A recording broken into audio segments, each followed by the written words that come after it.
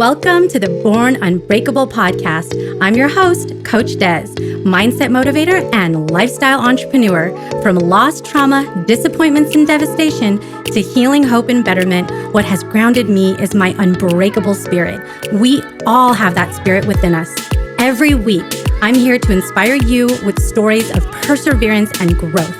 My mission is to help you crush self-limiting beliefs and to be unapologetically you.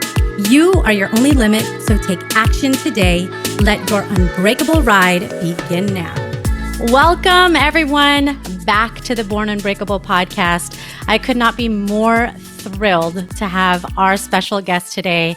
My friend Cary Kish is with us. Cary is a professional coach. He's been a coach for many years. Everything from sports teams to businesses. He actually has had and sold and has currently multiple businesses and helps clients to get unstuck and lean into their greatness. And now more than ever is a time when we need people like Cary. Cary's also a dad of 3 kids, so able to manage fatherhood, businesses, helping clients is a pretty miraculous thing, but I'm just so honored to have him. Funny story, Cary and I actually met because of this beautiful thing that in a pandemic, you've got all these ways to meet people and network on Clubhouse. So I don't know if folks are familiar with Clubhouse, but it is a thing right now that is only available to Apple users. So our Android friends, you'll be able to get on there too soon too, but it is the latest craze in terms of being able to network and have amazing international conversations. So if you are an Apple user, go ahead and check that out. You could find Cary on there at Cary Kish. But that's actually how we met and found a lot of commonalities. And I just knew right away I needed to have him on the show. So Cary, welcome. Thank you so much, Des. Honored to be here and be a part of the Unbreakable podcast. I mean, couldn't think of a better place to spend some time today and share stories and hopefully help provide some value that helps some others kind of move forward with whatever they've got cooking. Yeah, absolutely. So, what I really wanted to spend some time with Cary on today is talking about how we get unstuck, especially during this time of a pandemic where people are going through transitions. I would venture to say we are opening up. So hopefully people are feeling hope and possibility as we look to both be successful in this virtual world that I think a lot of us are familiarizing ourselves with, but also actually being back out and able to maybe do even more things. But there's still some challenges I think many of us face in terms of having the right mindset to be able to do that. But before we get into those questions, Cary, I would just love for you to tell us a little bit more about you, your story, your personal story, and how you got into coaching to where you are today.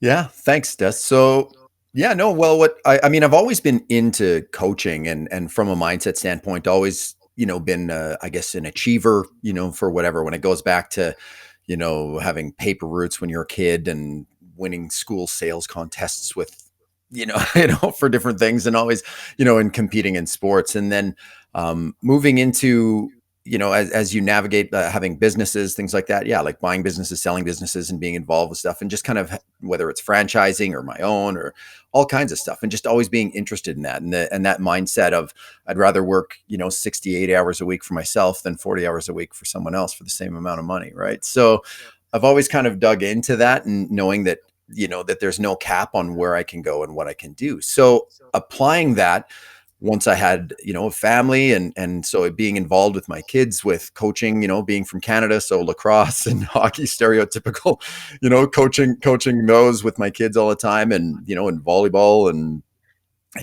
all kinds of stuff. So being involved with that and that was truly, I knew that the parallel between the coaching of sports and through some of the businesses that I had with from a leadership standpoint of leading management teams and mentoring through that element of it and coaching through that. So, whether it's HR stuff of, hiring, firing, I have a staff problem here. How do I deal with this in my staff? I've got a culture issue in my store. How can I support it? How can I fix it. So in moving all of that, so naturally, coaching for years in that element. And what really I found flipped my switch is when you were able to kind of point something out that was in someone's blind spot that they feel that they couldn't do. And I'll use the example of going back to even with 7-year-old kids, right? Canada, I'm going to go back to a hockey example. So, all right. So going back to it as 7-year-old kids, like coaching a group of 7-year-old kids when my son, like I've got 3 kids. So when one of them was 7 coaching and somebody on the team on the ice at a time, we're working on our shots and raising the puck off the ice. And they couldn't do it. I can't do it. I just can't do it. I'm trying. But all of a sudden, you notice something as a coach that it's like, hey, you know what? If you just tried this, like move your hand this way or shift your weight this way or just explaining it in a different way. And all of a sudden, that kid sees it come off the ice for the first time ever. Right. And his face and what he is like, wow, like I can do this. Right. And then right back, they do it again. And knowing that I wasn't the one that did it for him. Right. And that's kind of that thing about coaching is like you could do it. You just needed a different perspective, someone to show you what's in your blind spots. What do you need? Just a little bit of a different kind of shift on, and then you can do it. And now the kid he's on fire. He's like, man, all he does is shoot the puck and he tries other things in that thing. And his confidence goes out the roof. Now he's trying, all these other things. And so so way back when, that was the thing that it's like, that's what lit my fire. That's what flipped my switch, is being able to kind of point those things out with people, to see them discover something that they already had in them, but they didn't know it was there. And so that's what kind of moving, where that kind of spark was to get into the coaching field, just as a coach. Right. And then I'd always have people asking me things about, with fitness, like, how do you do this? What's an idea with this? And I had some coaching, like health and fitness coaching, businesses over the years. And it just wasn't for me. Right. I mean, because the material is out there everywhere. And I said, like, Des, honestly, and if it was only about information, right, for the entire world would be ripped and billionaires right now, because the information is out there. It's about what do we need to do from a consistency standpoint, from discipline, to actually implement it. And that's where, again, being able to support people with that is a key. And so when in moving through, kind of fast forward to what got me into coaching, in life coaching, and helping people and supporting them through what they're doing and struggles and overcoming adversity. And I call it, like, my thing is like, turning setbacks into comebacks, is going through divorce, right? Being married for almost 15 years. And then, and being a busy dad, right? With everything we've already kind of mentioned and talked about between businesses and coaching and all the rest of it. And just finding it was super busy. And so for those of you that are maybe in a spot like this, I'll share a little, like, when you're busy and you kind of feel, that connection, you're missing that connection with your spouse, right? And it's like, man, like, we used to do this. And I know, but man, we're so busy, right? Like high-fiving at the door, you're moving around.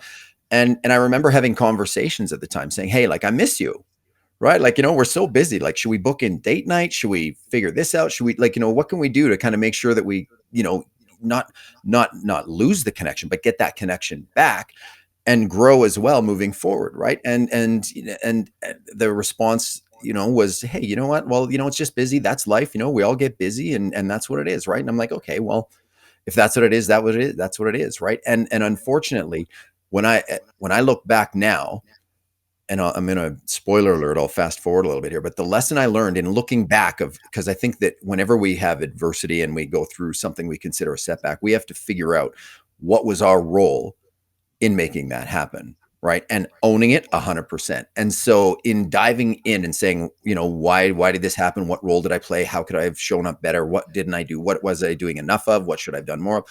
All of those questions, and Cole's notes and the whole thing together, I wasn't pursuing excellence in every area of my life. And that is the summary that I got out of it at the end. That's where, and I mean, and I can go back to so many different things. We can touch on it later, but that's what my role was in it, right? I was comfortable, right? Or, and I was stuck, but I didn't know I was stuck. That's the scariest place to be, right? Is so in coming back to that and saying, hey, you know what, like, do we need to do this? Oh, we're good. We'll just keep keep pushing forward, right? Okay, so that's what we kept doing, and then eventually finding out that there were things happening, in my marriage extracurricularly that weren't okay with me, right? And then going through a phase of are we working on it? Are we not working on it? And then eventually, I mean, we know how that worked out. So moving forward through that is taking that and finding the opportunity, the lesson, right? I said, okay, that's something that obviously I don't wish divorce on absolutely anyone, but I'm definitely not going through this again. So what do I need? But I didn't want to set up barriers and go, live on a mountain by myself for the rest of my life. So it's like, what do you need to do? What do you need to fix? How do you need to show up better to make sure that the next time that's not going to happen again? The next relationship I'm in, what that is. And in searching in that, the things that I looked for that I couldn't find, whether it was support, whether it was conversations I wanted to have, especially with, I had so many, and I'm grateful, so grateful that I have so many people in my life that love me, my family, like parents, brothers and sisters, friends, everything else. And I had so many people that were like, hey, if you want to talk, I'm here for you. I've got this, and truly right now I could call how many people that would do that. But what I was searching for was someone that stood where I was standing, right? And no one else had been there, right? And so I appreciated them reaching out, but I didn't want to keep explaining something to someone that isn't going to get it because they weren't there. So I searched for someone that stood where I was standing, had gone through it, right? Not stayed there. I mean, there are terrible things that happen to people all over this world. There's no question about it, that they are completely justified in being a victim and staying there, and they're tragic. But I looked at it and said, do I want to stay here? How does that serve me? How does that serve my kids? And it's like, no, I'm not staying here. So I searched for someone that had been through it and was successful on the other side. And the third key to that was someone that was outside my circle, because I didn't want my friends or people in my circle to kind of know, like, that dirty laundry where it's like, oh, well, if it does work out, well, this happened and they're still, you know what I mean? Whatever stories that we tell ourselves that other people are saying about us and everything else. So that's what I searched for. And I couldn't find a lot of that. So part of my mission, my passion, what I want to do is provide that space for others that are in those moments, whether it's through health and fitness. They don't want people to know that they're struggling with something or their image they have themselves, whether it's in relationships, whether you're in a relationship that that there's something that's not quite right. You don't know what it is, but there's tools, there's questions we can ask ourselves, things to figure out what that is, and then what we can do to try to help the situation, right? To show up better. And then if there's people that are just getting out of a relationship, there may be people listening to this podcast right now, Des, that found out 5 minutes ago that their relationship is over, right? What do you need to do right now as a result of that? Like a 911, what are the steps? Helping people in that chapter of where they're at. And then once the dust settles and you do have a little bit of distance from that, how do you take those lessons? How do you move forward and use it as a springboard into success for the rest of your life? And so from a relationship standpoint, right, that's where I do the work with that as well, with people, right? And people that aren't in a relationship, that want to be in a relationship. Okay, what do you need to do to be ready for it, right? And why are you not getting into one? Is it, different, we all hear law of attraction, stuff like that, but it's like, if you're not ready to be in a relationship, you're not going to magically get into one. And that's actually the, whatever, I believe in God, the universe. I mean, you can list 1,000 things, but it's all of those things protecting us, that if we actually went into a relationship when we're not ready, when we're not healed, when we can't show up how we want to, it's not going to end well. So it's actually helping you help yourself along the way, that you're going to be prepared and ready to go. So I know that's a long-winded answer, Des, but that's kind of what put me into the coaching thing and being able to kind of serve and support people. And ultimately, because I call those dark days my storm, right? When I was in the storm, like literally, I did not laugh for probably 2 to 2.5 years of my life. I went out and went, oh, haha, you know what I mean? I had that, but I did not laugh. The weight that I carried around, the mask that I wore as a member of the community that owned businesses and coached and, had the perfect family and did this and all that. And I didn't laugh. And so my goal as a coach is to help people exponentially shorten the time that they are in that storm. And use it moving Holy forward. So moly, Cary. Seriously. You just dropped all kinds of diamonds right now. I'm like taking notes and feeling all the feels. And there's so much that you said that resonated with me. One of the things that I think is really critical for anyone that's listening, whether it's a relationship or some place of a pivot or a transition in your life, and you're reflecting, owning your shit is a big part of the first step, Mm, right?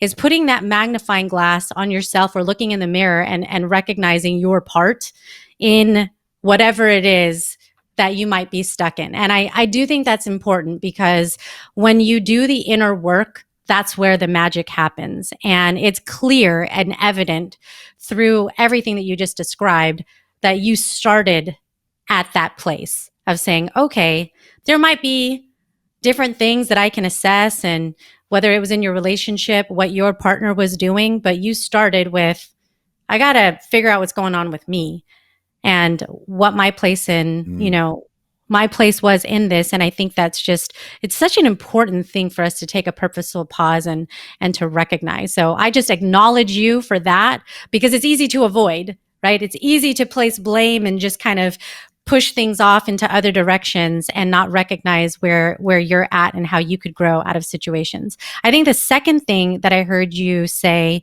was about, and this is, to me, this is very courageous and brave and uncomfortable. So this would be the second thing, is you went to somebody that was outside of your comfort zone, that didn't know you, that could kind of get you to that next level, because doing it with the people around you weren't going to get you there. That wasn't going to get you there. It was mm. getting outside of that comfort zone to say, okay, this is an opportunity for me to be the next best version of myself. Cary 2.0. What does Cary 2.0 look like? Yeah. And that requires other resources, other expertise to do that. So I think just the bravery and the courage to seek that help, to seek that guidance, to seek that expertise is amazing. And the fact that you've turned that into your current job now, your profession and your passion is to help other people is really incredible. So I just wanted to pause and kind of align with you. And as somebody who's gone through divorce myself, knows what it's like to be in the in a ball on the floor, questioning life's purpose, all of those kinds of things. And so I know that it's not easy. I know that it ain't easy, my friend. But I do want to get back to something that's important that I think we could get into a conversation about for folks. Is you mentioned being in the storm. And I think in life we have many storms. So often I would imagine when people come to you for help, they're probably in one of those. So what is one of the first things that you do when folks come to you and are trying to get out of the storm so they can figure out what's next for them? Oh, great question. That's too, and there's so many things. I mean, I think the first thing, right? I guess from a 911 standpoint, no matter what it's about, whether it's relationships, career, health, and fitness, wherever it is, right?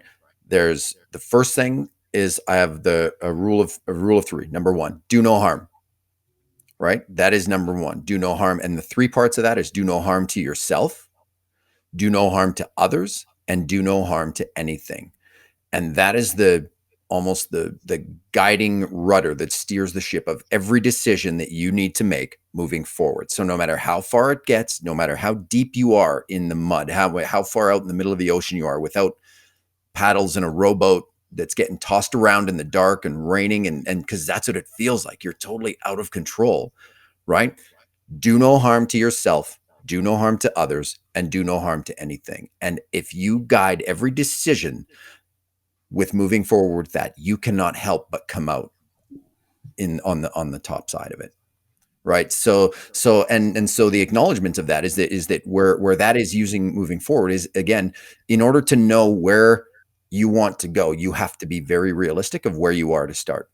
Right. If we want to drive across the country, you don't just, you have to know your starting point. And that's not at a point of being to cut people down or to be self-deprecating and get into a pity party of where we are and what's going on. No, that's the gift in it, right? Is realizing where you're at, because now you know where you want to go. And even a quick story on that specific type. I remember when I first when that line was drawn in the sand in my marriage, that I knew it was over. And I said, okay, time to move out. As a 45-year-old man, I moved into my parents' basement. And as someone in business and everything and all this other stuff happening, and I'm like, oh my, like I'm moving into my parents' basement. I said, and for me, I was like, how do I make this so that my kids will forget every single second of this? They won't remember any of it at all. Right. And because, and then there was a shift, and it was just that realization of saying that, and is that this can be, even though, and how many times in that journey through separation and divorce, especially for me, is that you think you're at rock bottom and then you find yourself lower. And then it's like, holy smokes. And so in moving into my parents' basement, I said, and I'm thinking, how do I get my kids to not remember this? And I'm like, you know what? I want my kids to remember this, because the only reason I would want them to forget it is if I was going to stay there. Right. And that was admitting to myself, like, no, I'm not staying here. And now you're accountable. When you know where you're at and you don't want to stay there, there's the power of change, the thing of knowing that you're not going to stay there. It doesn't have to be giant. I don't have to move into a giant mansion on the edge of the ocean, with, 14 infinity pools and everything else yet. But as we move out of that, it's like, I want them to remember where I am, because we're going to look back at this moment and we're going to say, look where we were and look where we are now, and imagine where we're going. So I took pictures of what we were doing, and we enjoyed it. Right. And as crazy as it was, I'm so grateful. There are people that go through separation, divorce, there's things that happen, everything else, that they don't have a place like that they're welcomed into, that they can go together. I mean, I could have lived, in an apartment, a 1-bedroom apartment with 3 kids when they were with me, and there's people making noise above, below, the neighbors dealing drugs. This is going, like, who knows where I could have been, but I was in that space. And so embracing that was so big for me. And my kids, even, we go back and they laugh about that. Remember when we were in grandma and grandpa's basement, and we all and we had our own beds, we had like sleeping bags, stuff like that set up, but we would all pile into the one bed on some nights. And it was just, and I wouldn't trade that for anything. It was the point that I look back now and they're like, remember when we used to watch movies on that little square TV, right? Stuff like that. It's like, yeah, I do remember, guys. And look where we are now. And the point of that isn't to celebrate, look at, and pound my chest and say, look what I'm doing, this. It's the point that I'm trying to drill into them, that no matter what life throws at you, no matter how much you think that you're knocked down, you're never out unless you choose that you're out. Wow. That is huge. That's yeah. That is something that to be able to pass that to my kids. Yeah. Yeah, that's amazing. I love that. Do no harm to yourself, do no harm to others, and don't do harm to anything in that process, because when you're in an emotional state, it can be difficult, right? To kind of even accept all of that. And what a great story. I love that. That's a great memory to reflect on. But you bring up something Absolutely. that I want to dig into, which is, you talk about stories, and we have different stories in our lives at different points. Part of your story was the divorce and the transition to your parents' basement, and and then moving forward. What do you tell someone who is struggling with being attached to an old story? So maybe something is just so devastating. It just feels like, how do you get out of something that is your whole life just got turned upside down? How do you not say, well, gosh, maybe I deserve this. Maybe God or the universe thinks that I'm a bad, maybe this was payback from something that I did back in the day. I mean, maybe I deserve this. How do you get past the muck to move forward in a way that helps you to focus on your future instead of being stuck in the crappy thing that has happened to you and your stories? Des, you're in my head. Hey, how do we, all of those questions you say, like, is this payback? I mean, man, I went back over my life with a microscope of like, man, like, what did I do to get this? So, but such a great question because so many people are there. And for people that aren't at rock bottom, and this is another one of my little, my hopes that we can inspire and get people to look at their lives from a different perspective before they hit the rock bottom, before they have that tragic event, that moment, right? And so going back at that is, I call it my the what if story. What if what I deemed as success, what if what I deemed as the perfect life, right? Of, which I was on my way to, right? We do this, you got businesses, we'll do this, right off into the sunset. There's friends that are doing better than me. There's friends that are doing worse than me, right? In that comparison game, and everything else. But it's like, and that's how I see it all unfolding, and that's how it's going to go. And then you mentioned it, that your world gets turned upside down, that you feel like it's just, it's over. Like what the heck? Everything I thought was going to, come to be a reality is not happening anymore. But what if you were underselling yourself immensely? What if your purpose, what if your story is so much bigger than that, and you were going to stay where that is? What if I thought that my purpose was to work at a certain job and the Groundhog Day every single day for the rest of my life, come home, sit on the couch, complain about this, complain about that, and I never did what I was meant to do? And that is where, like you said, whether it's the universe, whether it's God, like everything else, you need that shakeup, because they knew and unless I had that shakeup, I was going to stay there. Right. Yep. And there's things that I have done as a result of that shakeup that I would have never done without that. And there are people that I've talked to, people like, that I've connected with. And that was my thing, that if that it has impacted their lives, that if I didn't go through that and embrace it and move forward, there's other people in this world that you may have not have been able to support and influence in certain ways, right? And just think, and that's my thing on that, is that you think it's hard. The analogy, if you lay a string on the ground and you put it in a straight line and you try to push that string, it's going to crumple up. And that's what it's like when you're in the storm and you're pushing that string. It makes no sense. It's hard to push. It's a giant knot. You don't know what it looks like. But when you just trust the process and you move through it and you grab the end of that string and you pull, when you look back, it makes complete sense. And trusting the journey is what it's all about. And I'd love, and as we kind of move forward, there's even like, from that moment when I made that decision that I'm doing this no matter what, to now, I mean, my goal was that if I can support at least one person at one point in time, whether it's a piece of content, whether it's a video I put out, whether it's an interview that I do, whether it's a conversation I have, whatever, if I can support one person at some point in, whether it's 3 days from now, 3 years from now, 30 years from now, whatever that is, if it's at least one person and it helps them to get unstuck, helps them get out of the storm, helps them, in whatever capacity that is, that's mission accomplished for me. Yeah. And I've already, I mean, so many times, had that become a reality, right? With conversations I've had with people. So does that make sense? Oh, but yeah, it definitely makes sense. And, I think that one of the most powerful things about what you're talking about is that feeling of not being alone. When something difficult happens, that's, I think, a natural thing to feel. It's like, it's so dark. You feel alone. And the space that you're providing for people is knowing that they're not, that life happens and it's 10% of what happens to us and 90% of how we choose to react, and that's the biggest difference. So yeah, I definitely resonate with that. I definitely appreciate everything you've said.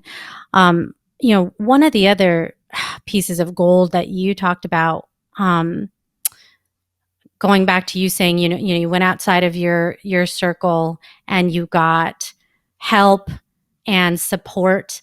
What does support look like? I mean, I think sustainability in terms of moving forward is an important thing. I don't think it's easy. I think we would all be lying to ourselves if we said that we could do it by ourselves. Mm. So what, as you know, with the clients that you've worked with and that you've seen personally, helps people to create an environment and support that's healthy, that keeps them not just getting past that hurdle of, oh, this is painful and now I think I'm okay, I'm moving forward, but actually the ability to thrive. How do you create an environment that allows you to thrive after you've gone through or are maybe in right now something so difficult? Beautiful. And it's such a great question, because with so many people in there, I think when you feel that you're alone, we search for that connection, right? And I caution people is especially when you're in that emotional state, of be very careful who you share your story with, because not everybody's in your corner. Right. And I call it, I call it leading with your chin, right? Because we search for that connection, and a lot of times you feel so alone, and you're searching for that someone that understands, or reaching out to, if someone has been where I've been and they can help me and support me. And so we share our story. And I was at that place, like, where I would share my story with anybody that would listen. Absolutely. And then found out that not everybody necessarily was listening to that story as from a point of being empathetic, or a point of supporting me, or they're in my corner. They were there for the gossip. They were there. They were just happy to hear that someone else was doing worse than them, or they were, you know what I mean? And things like that. And I call it that, in leading with your chin. If you're a boxer, for all the, or any of the, I'm a sports guy, so I use lots of sports analogies, but I mean, coming back to that, when you lead with your chin, sometimes it works where you catch the other guy by surprise, and you're going to come out ahead. But more often than not, eventually, if you lead with your chin, you get knocked the hell out. And I found that that's where sometimes where I felt that I was sharing stories with people, and it felt, and it ended up not serving me. So I go back to that, in looking for that support. And this is where so many times, I do not ignore your intuition. Do not ignore your gut. Your gut will tell you who's with you and who isn't. And that's where I was so fortunate, Des, I'll share this. And this was in the feeling of being alone and reaching out and trusting your gut. I remember what in that, when I was, when in different discoveries and things like that. And I was at a place where I went into my truck, and I was going to leave my house one morning. I opened the garage door, and I'm in my truck, and I put my seatbelt on, and then I'm like, you know what? Actually, I don't need my seatbelt today. I took my seatbelt off, and I said, this truck is going into a wall, bridge pillar. I don't know what, but I'm going to find something at 180 within the next 10 minutes. Like, I'm out, like, I'm done. I went to start my truck, and look, with my finger on the button, and whether it was the universe, whether it was God, it wasn't an audible voice, but something was there, intuition, source, they call it what you want. And it's like, not today. And I sat, and it was like, well, why? Right? Like, what possibly, in moving forward, could me still, like, how, like, I'm done. Right. And it was the thing of, like, I've known people that have been involved and connected to people that, where not just people that have passed on, but people that committed suicide, and everyone that has those questions of, what could I have done to, what didn't I say to them? How come I didn't notice? How come I couldn't have helped them? I should have done something to help them. And they walk around with that guilt for the rest of their life. And anybody that knows someone like that, at some point, there's that little inside of you, that little bit that's like, well, could I have done something to support them? How come I didn't notice that? And for me, it's like, Cary, as a father, right, that you love your kids, everything you do is for kids. You want to saddle your kids with that for the rest of your life?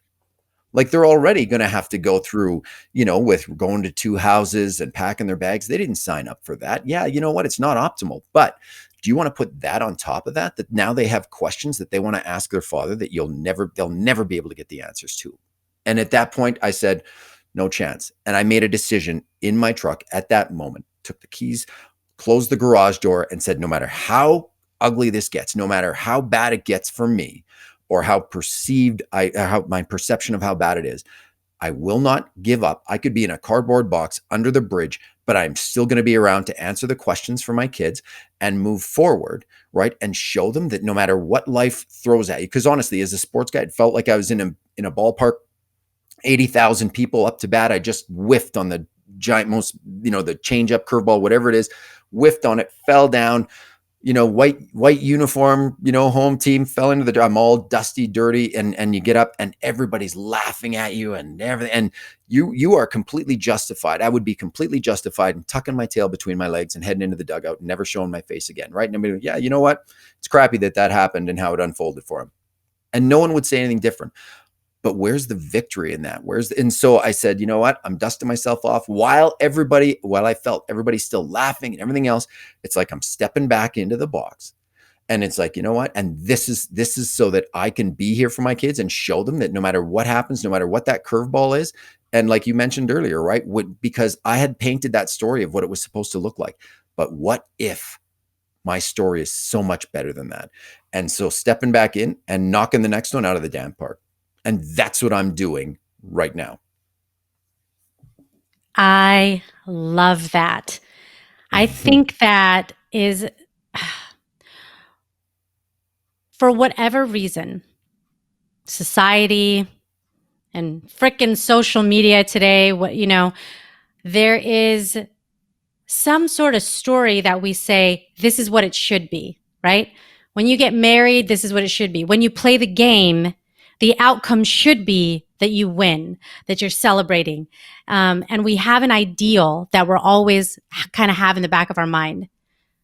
When that doesn't happen and we get disappointed because now that story has changed, it has a different ending. I love your strategy of saying, what if? Because what if there was something better? And we just don't know that, right? It's all in the way that we look at situations. You can look at it like it's complete devastation, or you can look at it like this is just the turning point for the thing that is in store for me that's so amazing I don't even know yet, And Absolutely. that's the beauty. Oh my gosh, I'm just loving this. I'm just loving this so much. Yeah, this is huge. So, kind of just in summary, I want to honor your time because I do have some more questions to ask you. I just think that if you are right now somebody going through something, just know that you are not alone, that you can get those resources. And if you have that moment like Cary had, in the truck,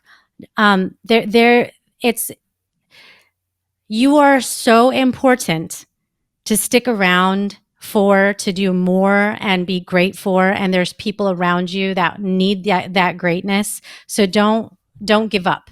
Don't give up. And if you need to reach out to Cary or somebody that can help you to kind of get past that, then start to do that research, because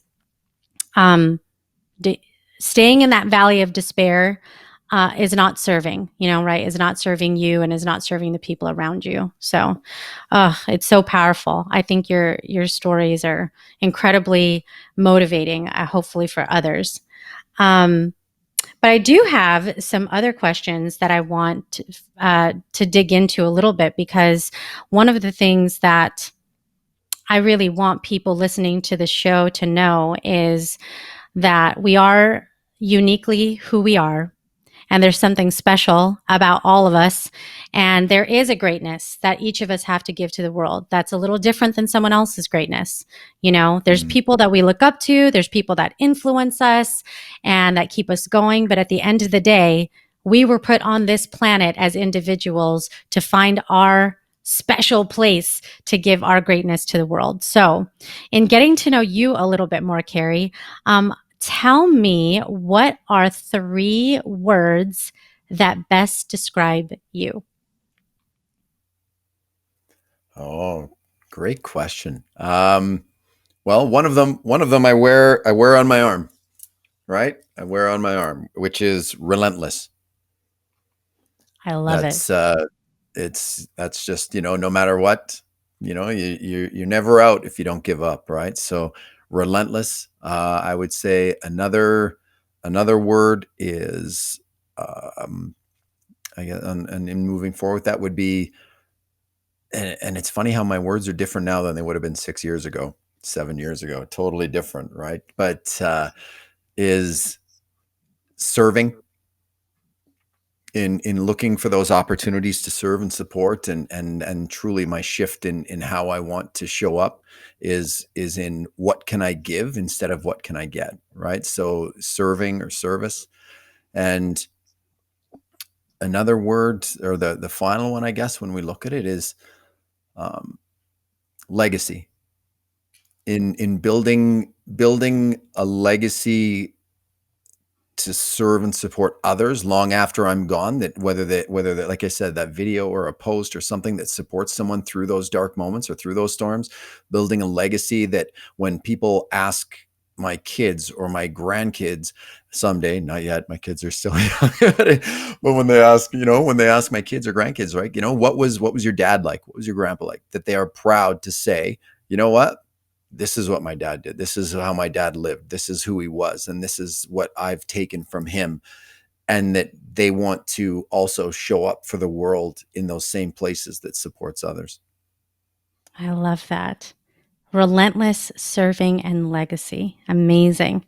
Okay, my next question is, what's something about yourself that you are working on improving? What isn't something about myself? you know, I think, and that's so, like, there's so many times it like nothing in my life, and that's where, I mean, it's I believe, and that's another, relentless in the pursuit of excellence, right? And I believe that when you pursue excellence, excellence pursues you. And if you're not looking at improving in some area of your life, whether it's fitness, whether it's, relationships, like anything, if you're not improving, you're stuck and you just don't know you are. And that's so in every single area. And right, when I go back to it, what wasn't I doing? I wasn't pursuing excellence. And so that's where I'm not going to go there again. So in every single area, I'm looking at improving. So right across the board. And so many times, and there's a lot of times people ask me, they go, how do you know if you're stuck or not? Or what, or how do what you need to work on or what you need to improve in? And I just look at, well, what haven't you tried to learn something about? What haven't you tried to get better at, right? What are you comfortable with right now?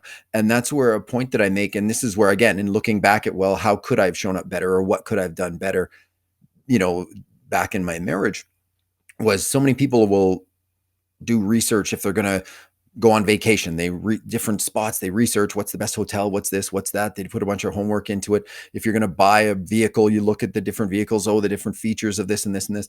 But it's like, when's the last time? So for all you people for everyone listening that's in a relationship, or for people that are parents, right? When's the last time you read a book about being a better spouse? Or watched a podcast, or listen to a podcast, or watched a video? When's the last time you read a book about being a better parent? Right? I didn't. I took all kinds of coaching courses and all this other stuff, but I didn't look at improving that. And eventually, if you're not looking to improve, if you're not pursuing excellence, you don't have to be excellent. You just need to be in pursuit of it. And in those areas that if you're not pursuing excellence in any area of your life, eventually that's the one that comes around and bites you in the ass. Right. And it comes by surprise. So take a look at, where are you spending your time? What are you doing your homework on? And having a balanced approach. And sometimes it's not balanced. You're going to need different focus at certain things at once. But I don't think that there's one person in this world that's standing at the finish line that's can say, I'm perfect at where I'm at and I'm done on that area of my life. Because when you're there, look out, because it's probably coming from somewhere that you don't know. Right. So what area, or what is something in my life that I'm looking at improving on? I'm looking at being a better father. I'm looking at being, I'm going to be like, I'm 48. I'm going to be 48 in a few months. So I want to be 50. When I'm 50, I want to be in the absolute most dynamite shape of my life that I've ever been, regardless of all the bodybuilding and competitions and stuff that I've been in. That's what I want to be in I want to be, so many things. I want to be, my mission statement and what I have kind of for me is global impact through exploiting my gifts in the service of others. I love That's it. what I'm trying to improve. That's where I'm trying to go. So I know it's a kind of a cop out for an answer there for you, but No, it's oh my where gosh. I'm at. That's freaking awesome. I love that. Um, okay. My next question for you is what's a self-limiting belief that you've had to overcome? Oh, one of my favorite questions, Des. Favorite questions. So often, and this was the realization, one of the biggest takeaways I got from moving through divorce, right, was I wasn't thinking big enough. I convinced myself that this is the maximum I could do for businesses. This is the maximum I could do from a physical fitness end of things. This is the maximum I could do for reach and impact. And that's the story I told myself. And I was going to stay there as a result of that, right? But after, like, from a limiting belief standpoint, it's like, this is what you deserve. This is the most you could do. This is the, the circle that you're going to have. This is what it is. Cause whether you don't deserve more, you couldn't do more. You're not old enough and you're not young enough. You're not good looking enough. You don't, make enough money. You don't do this. You don't do that, whatever it is.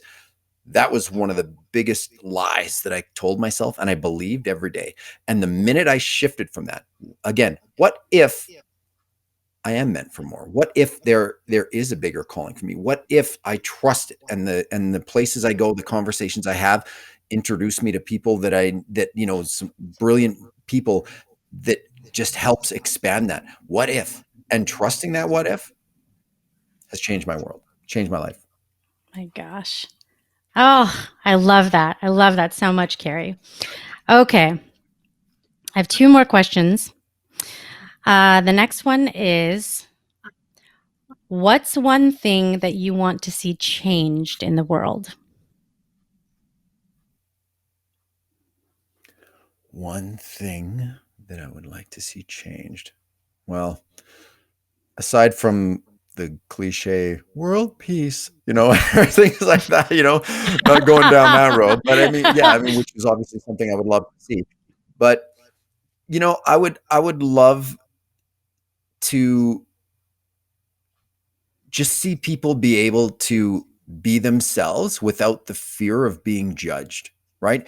And being and believing in themselves and be able to share a dream or share a vision with someone and not have someone else immediately say, well, you can't do that, or you'd never be able to do that, or give them reasons why, and just be supportive and believing in them. Because everybody that has done anything brilliant and marvelous in this world, it seems they have to start at this pivotal, rock bottom again, this setback, this crushing point or whatever in their lives. But I would love for people to not have to be at that place Mm-hmm. and still people support them with what they're doing. And it's not that they don't feel their backs against the wall. There's actually support that they could go do that. So being able to share, my goal is to create this, or I want to do this. And instead of people saying that's the worst idea I've ever heard, or this, that people just support them in whatever they do. Because think of all of the ideas, all of the great concepts that are out there in this world right now that people are scared to actually go after or share because of fear of what people are going to say about them or judgment or things like that.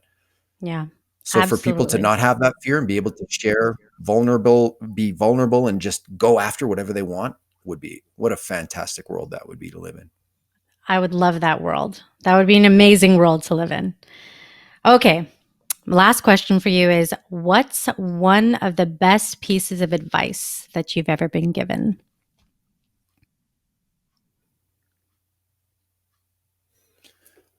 Oh, wow. Well, I've shared quite a few of them, even on today, right? Like so many of these things. But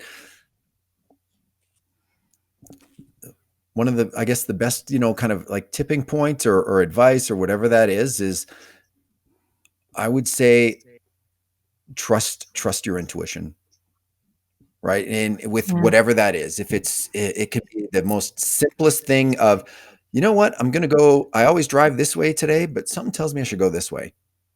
Go that way. You never know what you're going to discover on that way. If there's someone that says, you know what, you should go say hi to that person. I don't know why, but do it, right? And the same thing, if you're in a place where it's like, I don't think I should say hi to that person or, whatever that is, trust your gut, trust Yeah. your intuition, because there's very few times in my life that I go back that I knew my gut said, well, are you sure about that? And every time that I ignored my intuition, it wasn't an instant transactional thing that I got back. It's like, oh, told you so.